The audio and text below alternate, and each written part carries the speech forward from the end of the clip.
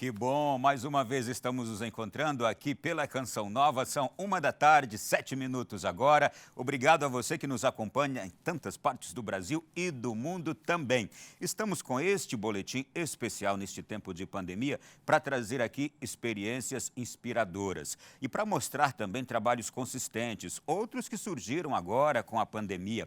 E a gente sai daqui com um coração sempre muito cheio de gratidão por perceber tantas iniciativas lindas que já existiam e que agora ganharam mais relevância ainda, outras que surgiram neste tempo. Agora hoje nós vamos aqui conhecer um pouco mais e talvez você pela primeira vez vá ouvir falar deste trabalho que é realizado pela Igreja Católica. Vamos falar sobre o Serviço de Pastoral dos Migrantes.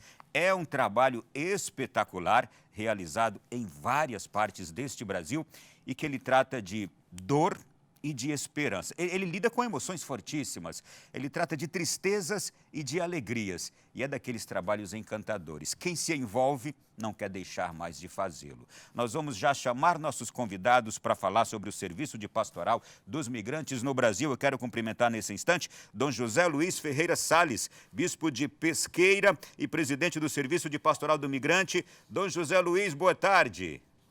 Boa tarde, é uma alegria poder estar falando com vocês, uma alegria também estar levando o trabalho do Serviço Pastoral dos Migrantes, que está celebrando o seu aniversário de 35 anos neste ano. E nós vamos falar sobre esse trabalho duradouro e esse trabalho tão necessário. Vou chamar também para a conversa Padre Valdeci Molinari, é padre escalabriniano e membro da diretoria do SPM, é assim que é a sigla do Serviço de Pastoral dos Migrantes. Padre Valdeci, direto de Manaus, tudo bem?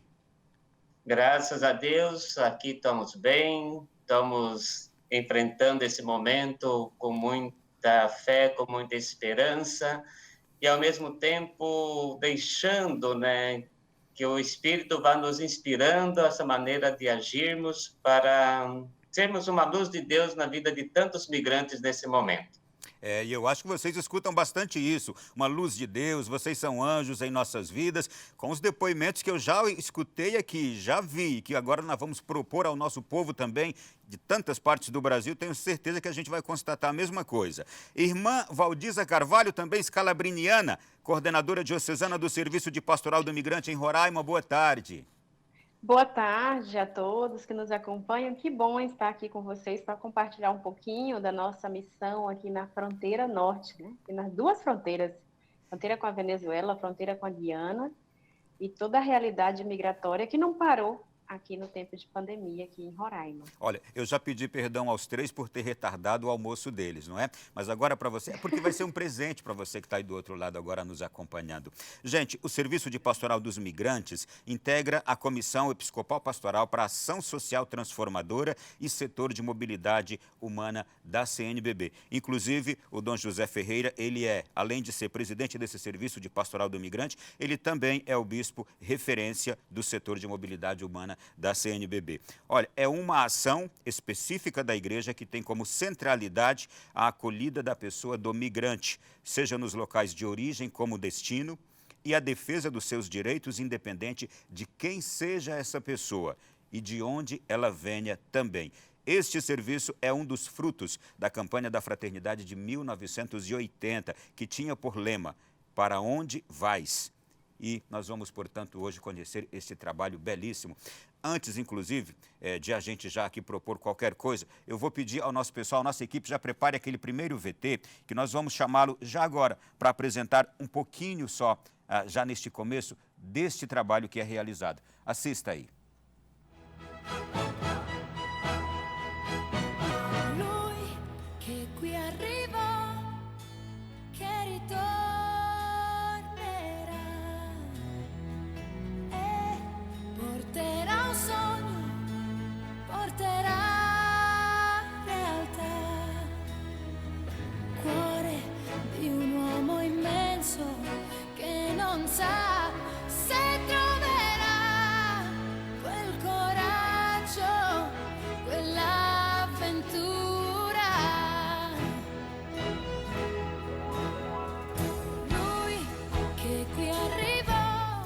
Obrigada por me acolher e por ajudar na minha integração no Brasil. Meu nome é Livramento, sou voluntária da Casa do Migrante há 2 anos, sou realizada com o que faço.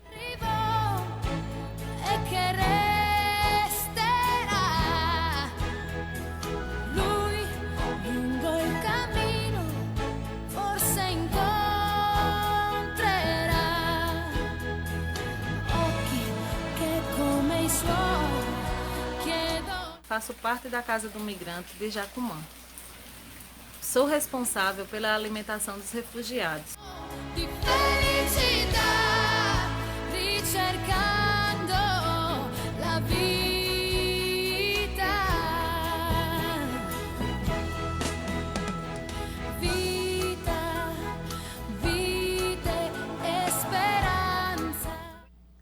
Aqui a gente mostrou apenas um modelo desse trabalho que é feito em várias partes do Brasil. Quero perguntar já para Dom José Luiz Ferreira, que está conosco agora também. Dom José, quem são essas pessoas acolhidas dessa forma? De onde vêm essas pessoas?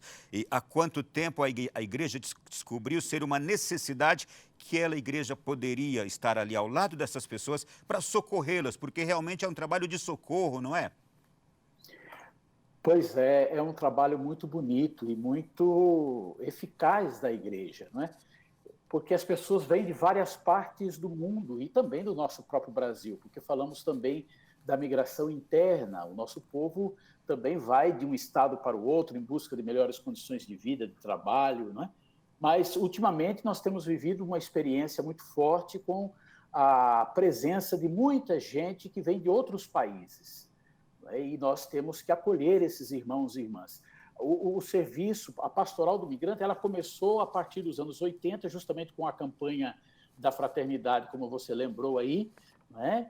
E em 85, lá em São Paulo, no prédio onde eu fazia o último ano de teologia, nascia o Serviço Pastoral dos Migrantes, né? Um organismo da igreja vinculado à Conferência Nacional dos Bispos do Brasil, e que começava justamente esse processo de acolhida, este processo de pensar esses irmãos e irmãs que chegam no nosso país ou que chegam nas nossas localidades, nas nossas cidades e que muitas vezes não têm o acolhimento de ninguém.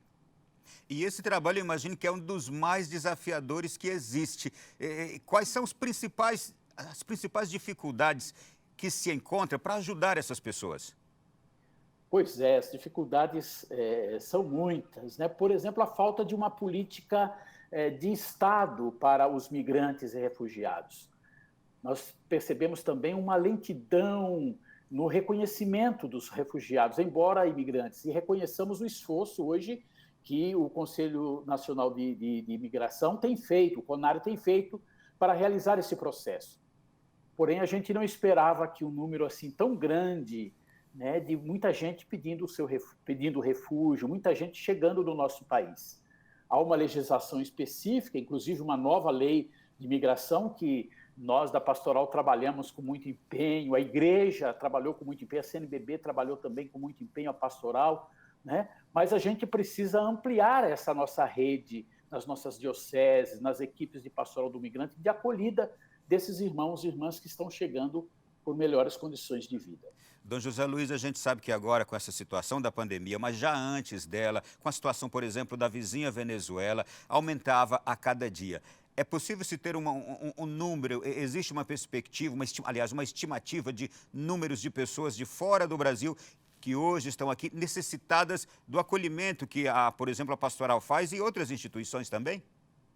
É complicado dizer em número. Talvez a irmã Valdísia pudesse dizer mais, que ela está ali na tríplice fronteira, né? Ali nessa presença junto, bem pertinho da Venezuela. Talvez ela pudesse dizer um pouco mais dessa questão dos números. Irmã, a senhora fique à vontade, Padre Molinari, fique à vontade também, a gente está falando desses desafios, eu puxei aqui sobre números, fiquem à vontade. Irmã, por favor, senhora. Então, mesmo que a gente mora aqui na fronteira, é um pouquinho complicado a gente ressaltar quantas pessoas, né? Mas seguro que já mais de 250 mil venezuelanos já entraram no Brasil pela fronteira aqui de Roraima, porque não é a única fronteira, né? Pode ser que alguns entrem também já com voo direto para São Paulo, para Rio Grande do Sul, onde já tem mais a presença de venezuelanos, mas muitos passam por essa fronteira terrestre aqui de Pacaraima e Roraima. Só que, assim, desses 250 mil, claro, nem todos estão mais no Brasil. Muitos passaram direto para o Chile, para a Argentina, teve uma grande imigração, e o ano passado, 2019, no início de 2019, para a Argentina, que passavam pelo Brasil, mas muitos permaneceram. Aqui no estado de Roraima, assim, pelas estatísticas que nós estamos trabalhando, é um público de 40 mil pessoas dentro do estado de Roraima, contando as pessoas que estão sendo abrigadas pela Operação Acolhida, as pessoas que estão em situação ainda de grande vulnerabilidade e também aqueles que moram nos municípios, no estado de Roraima. Então, hoje nós temos 15 municípios no estado, todos têm imigrantes venezuelanos. E tem também uma população indígena, que é uma população que hoje diz que já passa de 3 mil venezuelanos indígenas, Guaraus, Pemons, Emepás, Carinhas, que vieram da Venezuela e também estão adentrando o Brasil para vários estados. A migração indígena também está se espalhando em todo o país. Hoje é possível dizer que tem venezuelano em quase todos os estados do Brasil. E eu vou daqui a pouco perguntar à senhora como é que vocês trabalham aí com eles, o que vocês fazem aí em Rondônia, em Roraima. Padre Molinari, e aí em Manaus, padre, como é que o senhor também faz a leitura dessa questão de números? E, aliás, não são só venezuelanos, migrantes vêm de várias outras partes. A gente, claro, mencionou os venezuelanos porque o fluxo deles nesse momento é maior, não é, padre? Sem dúvida. Manaus, ele começou, né, ter uma história de migração muito antiga, principalmente com os colombianos, com os peruanos, cubanos, e intensificou principalmente em 2010 com a chegada dos haitianos, né, que foi um momento muito grande da vinda dos haitianos aqui para o Brasil, passando no primeiro momento por Manaus. E assim, quando começou a diminuir o número de haitianos que vinham para Manaus, começou a aumentar o número de venezuelanos, né? E dentro desse processo, né, como a irmã Valdisa mesmo já mencionava, muitos até chegaram aqui vindo de carona, vindo a pé. Conhecemos assim situações muito tristes de pessoas que não tinham recurso nenhum, aguardar a espera lá em Boa Vista também era algo muito complicado pela quantidade de gente que tinha, e muitos começaram a vir por conta, né? Ou conseguindo carona, ou conseguindo ônibus, ou conseguindo vir a pé e assim por diante, né? Então, Manaus, graças a Deus, né, além de ter a nossa presença dos padres, temos a presença das irmãs escalabrinianas também aqui, tivemos a presença da Caritas Arquidiocesana, que ajudou muito nesse trabalho, veio a operação também acolhida aqui para Manaus, com a Acnur, com a OEM, ajudar nessa operação acolhida, porque é um número muito grande, se fala que já passaram por aqui também mais de 100 mil pessoas, entre aqueles que permaneceram e aqueles que foram, como diz a irmã, continuando viagem para outros vários países, né?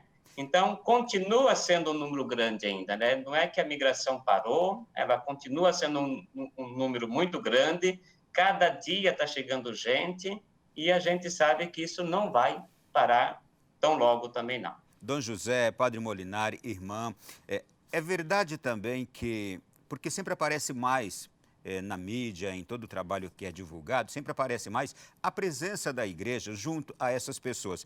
E é verdade que essas pessoas procuram prioritariamente sempre a igreja, a ajuda da igreja, quando chegam nas cidades em que elas conseguem chegar fora de suas nações? Para quem quiser responder, fique à vontade.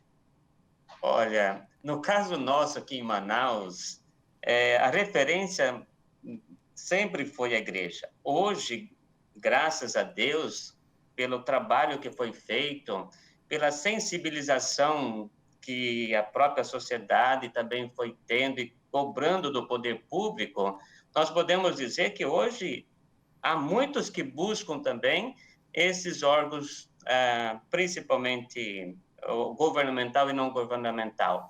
Mas, a princípio, todas as pessoas que chegam buscam a igreja, porque sabe que, chegando na igreja, elas nunca vão sair, pelo menos, sem ser acolhidas. Nunca vão sair sem ter, pelo menos, algo que alimente a esperança dela. E por isso que, sempre, quando chegam, a referência deles é a igreja e a Igreja Católica. Irmã, e a senhora que tem uma experiência bem forte aí também, qual é a primeira necessidade dessas pessoas? É do alimento? É de um lugar para encostar a cabeça e dormir, esteja ela sozinha ou com o filho nos braços? A primeira necessidade as necessidades mais urgentes dessas pessoas quando chegam? Então, na verdade, aquilo que o padre Valdeci falou é verdade. Eu sempre digo que quem antecipa as coisas são a igreja. Por exemplo, Pacaraima é um município pequenininho, apenas tipo uma vila, né, que é fronteira com a Venezuela. Ali, os migrantes começaram a entrar desde 2015. Em 2015, 2016, 2017. Quando chegou em 2018, que já não tinha mais... A cidade de Pacaraima já tinha 3.000 pessoas, e a única coisa que tinha nessa cidade para oferecer algum alento para os migrantes era o café solidário do Padre Jesus, da Igreja Católica.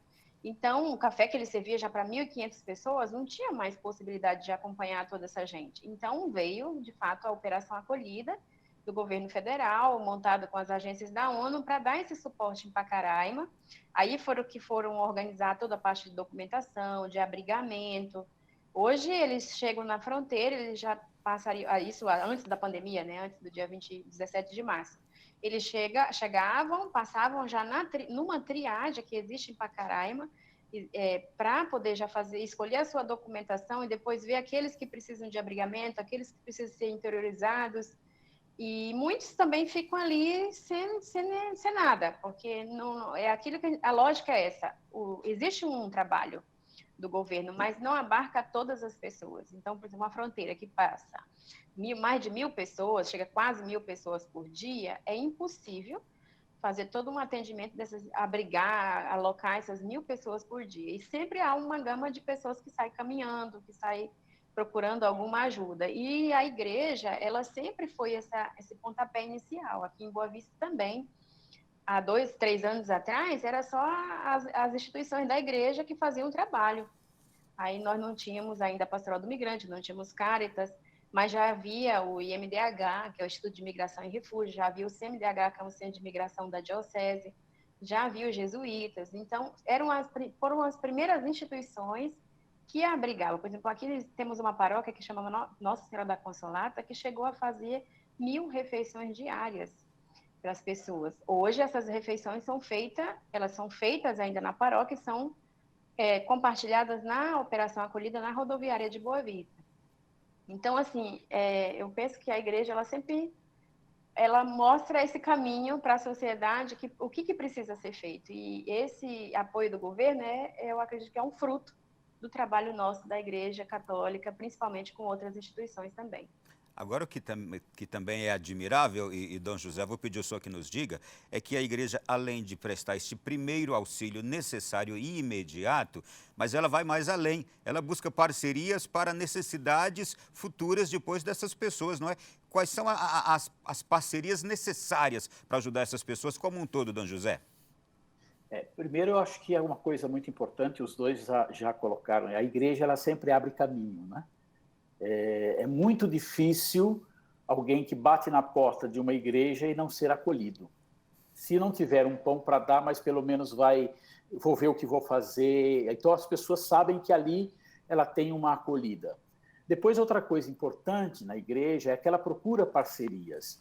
Hoje, ninguém pode fazer a caridade sozinho. A gente precisa de outras mãos, de outros braços, de apoios, né? Então, aí a gente tem o poder público, a gente tem a sociedade civil, a gente tem outros grupos, mesmo dentro da igreja, ninguém faz esse trabalho sozinho, você precisa de outras pastorais, né, que ajudem também nessa missão e nesse trabalho. E outra coisa muito importante, a igreja não só dá o pão, mas ela luta também pelos direitos, pelas políticas públicas, procura constituir, organizar esses irmãos e irmãs para que eles possam realmente ter os seus direitos respeitados e possam viver como cidadãos, né, com o direito de migrar, muitas vezes é forçado, mas muitas vezes vem em busca de outras outras melhores condições de vida, não é? Então, eu acho que esse é o papel importante que a igreja tem. E outra coisa que vejo é que a igreja faz esse trabalho num silêncio que muitas vezes a sociedade não conhece, não é? Por exemplo, uma paróquia que dá 1000 refeições todos os dias, alguém pergunta de onde tira, como é que faz, não é? Quer dizer, é todo um trabalho bonito, lindo, por isso que eu digo que a nossa igreja ela é uma igreja maravilhosa, bonita, no cuidado da caridade, no cuidado com a vida, no cuidado com os irmãos, né? E precisamos continuar esta missão, porque ainda tem muita gente precisando do abraço caridoso, carinhoso da igreja. Ô, Dom José, e eu confirmo essa parte do trabalho silencioso. Cheguei outro dia aqui no supermercado em Brasília e tinha ali um migrante. E ele justamente tinha conseguido aquele trabalho graças a esta ajuda da igreja. Depois um amigo meu me telefonou falando, você precisa fazer uma entrevista com um venezuelano que trabalha aqui na padaria do meu lado. Ele procurou a paróquia, ele hoje é assistido pela paróquia, trouxe a família e a paróquia, através desse trabalho com o migrante, conseguiu emprego para ele na padaria. Realmente é silencioso, quase ninguém percebe esse trabalho que é feito, não é?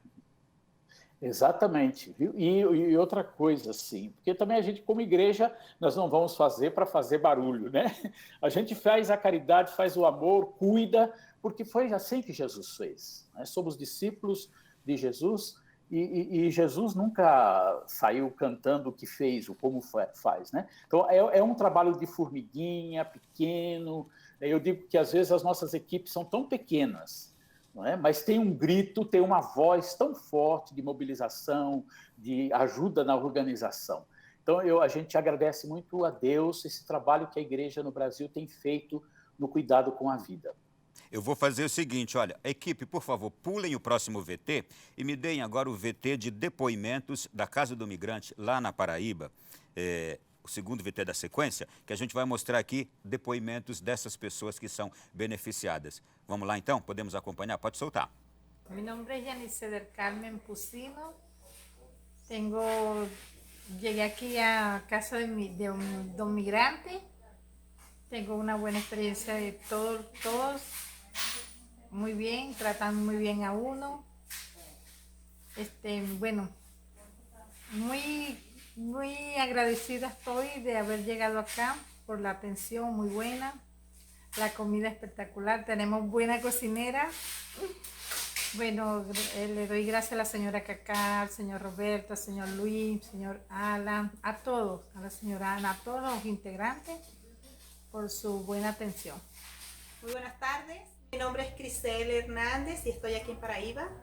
Soy una migrante y vengo de Venezuela. Soy madre de familia y estoy agradecida pues a Dios primeramente porque nos dio la oportunidad de venir a este país y gracias a ustedes, nuestros hermanos brasileños, que nos dan la oportunidad de poder tener aquí donde llegar, casas como esta, a pesar de que es pequeña. Es una casa que nos abriga, que nos da atención en todas las áreas. Y le damos gracias a Dios por tanta buena voluntad que han tenido con nosotros.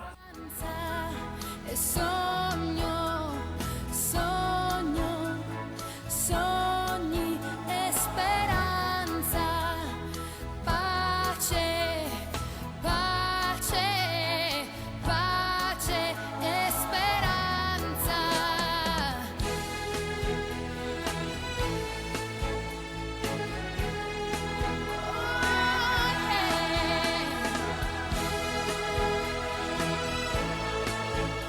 Queremos agradecer a todos os colaboradores, instituições parceiras, a todos os amigos que de uma forma ou de outra vêm colaborando nesse projeto junto com a gente há esses 2 anos. Queremos também demonstrar nossa gratidão a todas as pessoas que passaram pela Casa do Migrante, que foram acolhidos por nós e que com certeza nos tornaram seres humanos melhores. Então, sigamos juntos nessa missão de acolher, proteger, promover, integrar e celebrar com migrantes e refugiados aqui na Paraíba. Estamos felizes com esses 2 anos da Casa do Migrante, uma iniciativa do Serviço Pastoral dos Migrantes, vinculada à Conferência Nacional dos Bispos do Brasil, em parceria com a Arquidiocese da Paraíba com leigos e leigas, com entidades que fazem a acolhida de imigrantes e refugiados no Brasil. Nesses 2 anos, 250 pessoas passaram pela Casa do Migrante e tiveram uma oportunidade de reconstruir suas vidas e refazer seus sonhos. Vamos em frente, incentivando a todos que continuem colaborando com os migrantes e refugiados que chegam ao nosso país. Olha, eu vou fazer uma pergunta agora para Dom José. Quantas casas, quantos centros como este, Dom José, existem hoje no Brasil acolhendo essas pessoas e auxiliando-as? Eu não sei se os outros... É muito difícil, né? Porque essas experiências vão acontecendo pelo Brasil afora. Algumas a gente acompanha, né, que mais ligado um pouco à pastoral. Essa mesmo da Paraíba era interessante porque era uma casa de formação e de encontros para os agentes de pastoral. Nós não tínhamos ali pensado numa casa de acolhida. Mas, de repente, com a chegada de tantos venezuelanas na Paraíba, que a gente disse, olha, o jeito é acolher na casa. Então, a casa, que era uma casa de formação para estudo dos nossos agentes, de repente se transformou numa casa, não é, de acolhida. E não só uma casa, mas é uma casa de referência, porque alguns que estão fora da casa também é acompanhado pela pastoral. Então, esta experiência, por exemplo, da Paraíba, você tem também Florianópolis, você tem Curitiba. Aqui em Pesqueira nós temos um pequenino grupo, mas não estão em casa. Estão nas suas casas, a gente conseguiu as casas e vai acompanhando. Então, as paróquias, né, têm acolhido, as dioceses têm acolhido hoje vários grupos e têm feito um esforço muito grande. Eu estou falando de paróquias e dioceses, mas há também congregações religiosas, há muitas congregações religiosas. Há também grupos de leigos, né, que têm criado essas casas. É difícil você dizer, são 300, 400, é impossível você contabilizar isso. Né? Eu vou fazer o seguinte, o nosso programa de hoje já se esgotou, mas eu quero convidar o Padre Molinari, a irmã Valdiza, e se o Dom José puder, para na próxima terça-feira a gente fazer aqui uma segunda edição desse programa. Eu preciso mostrar as experiências de Manaus, do Padre Molinari, da irmã Valdiza, lá em Roraima, e a gente vai continuar esse programa na próxima terça-feira, se vocês toparem. Pode ser? Pode. Estamos de acordo, estamos... Sim, podemos sim. Então, quero agradecê-los muito, muito obrigado. Dom José, fique com Deus. Padre Molinari, obrigado também. Irmã Valdiza, até a próxima terça-feira, se Deus quiser. Um abraço. Até a próxima terça-feira. Estaremos aí partilhando um pouquinho dessa experiência que certamente deve fortalecer e estimular ainda mais ações dentro da igreja. Com certeza. Obrigado, gente. Boa tarde. Tá aí, olha, e esse é o nosso boletim de hoje, fica por aqui. Realmente, precisamos de mais tempo para a gente mostrar essas experiências fantásticas. Na semana que vem, terça-feira, a gente traz uma parte 2 deste programa, com fortes emoções, mostrando depoimentos belíssimos também e as experiências vividas por esses protagonistas de Deus na vida dessas pessoas que chegam de fora pedindo socorro. Fique com Deus, continue com a sequência da programação da Canção Nova e até semana que vem.